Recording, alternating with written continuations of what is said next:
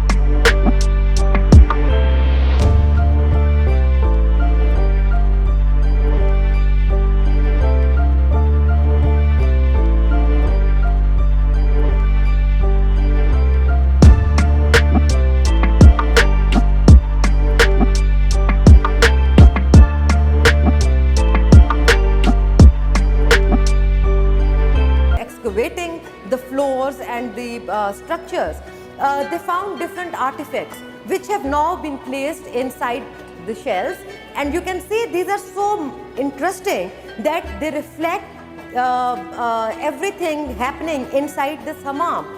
We see pots, we see small bottles, we see small different utensils used for bathing purposes and massaging purposes. So all these excavated artifacts, they explain how the hammam work, and trust me, it's a miracle, it's a must visit site. So let's move on to some other interesting part of the hammam now.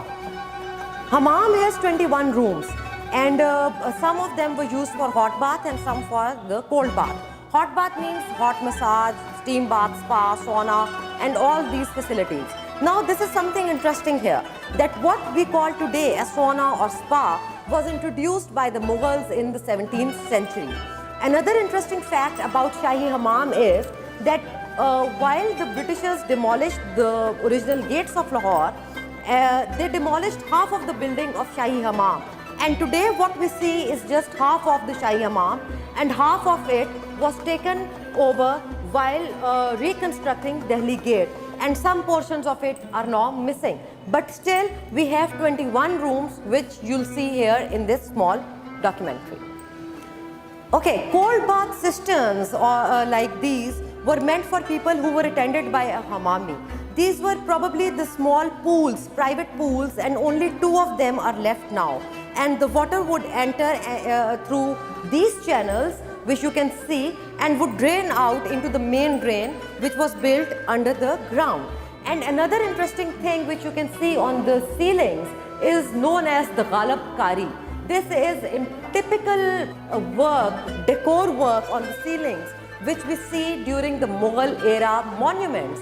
Many of the monuments, or I think almost all of the monuments, have this sort of decoration work on the ceilings, which is known as Ghalabkari. Now I am coming to a very, very interesting part of this Shahi Hammam, which is the hot bath area. And here is the original hypocaust system, which has been revealed by the Agha Trust for Culture during the conservation work carried out in the Shahi Hammam. Here you can see this marble flooring. It was the place where the people would lay down or sit for the massage or the hot bath.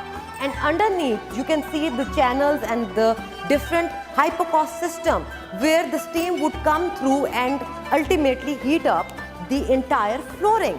And this mechanism was built during the 17th century. So you can see or think how important and intelligent mechanisms were created in during those areas. Now, while you walk on this grating, you can see the channels. The wood logs were burnt outside the hammam, and through the main channels, the steam would travel through these small little channels and heat up, spread around the entire place and heat up the bath. And this side here, I can show you how the authorities have preserved the hypocaust system with this glass flooring. The entire or some of the part of this hypocaust system you can see here underneath this glass, where the water, the heat and the steam would come and travel through the different channels and then heat up the entire floor. This is really something interesting. And one more thing, I think most of the visitors are afraid of walking on this glass, but trust me, it's very safe. It can bear any weight, so don't be afraid. So I hope you're enjoying traveling through this royal bath and the interesting hypocaust systems. At both my sides, you can again see the hypocaust system and the channels through which the steam would run and heat up the entire floor. And also there were reservoirs here which would store the water, and then the drain system which would drain out the water and bring in the clean water. Here as well, as we move on my left and my right, you can see the remains of the hypocaust system. Okay, as I mentioned earlier, that some part of the hammam was taken up or damaged during the rebuilding of Delhi Gate. And so these structures, they do demonstrate that the building of hammam had an extension which is no more existing now. So again, what today we see or visit is half of the hammam and not the entire hammam. And now I'll take you to some of the furnaces which are remaining, where the wooden logs were burned to generate steam, which would run through the hypocaust system and heat up the entire floor, which we just visited previously. Come. This says that you are now walking through the hot water reservoir, which was fed by an overhead water channel and contained water to the level marked on the walls. This water was heated by the 3 furnaces underneath. Yes, this sort of boards you'll see in the entire hammam. These have been placed following the international standards of conservation and narrating a story to a tourist while walking in a monument. And yes, this is a UNESCO awarded heritage site now. It has been awarded for the best conservation practices. It was awarded for Award of Merit in 2016. And this is our own monument inside the walled city of Lahore. So today we talked about Shahi Hammam, the 17th century bath. And I'm happy that people are now taking up the conservation of such heritage sites. And now we are owning up the heritage sites of Pakistan. This is our heritage and we have to keep it alive. I'm happy that not hundreds but thousands of tourists are visiting Shahi Hammam every month. And now we have a running cafe here, we have a souvenir shop, we have world international standard tourist facilities, signages and everything what a heritage site needs. I think we should keep on preserving more and more sites so that the Lahore, the sanctity of Lahore and the spirit of Lahore is kept alive. Thank you.